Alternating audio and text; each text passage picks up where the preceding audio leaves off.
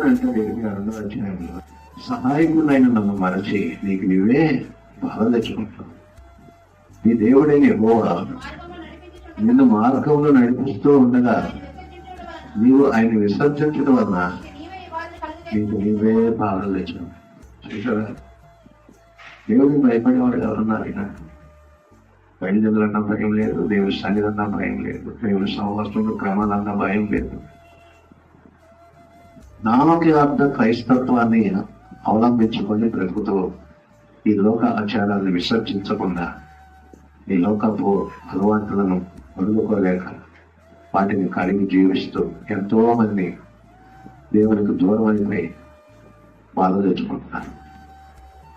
దేవునికి ఇవ్వాల్సిన ప్రిఫరెన్స్ దేవునికి ఉంటే అది కనికరం, నీ తరం నువ్వు సంపాదించుకున్నటువంటి దేవుని దగ్గర భయపడినటువంటి కనికరం నీ పిల్ల తరాల మీద వచ్చిన నిబంధన నేను విడిచిపెట్టను, మర్చిపోను.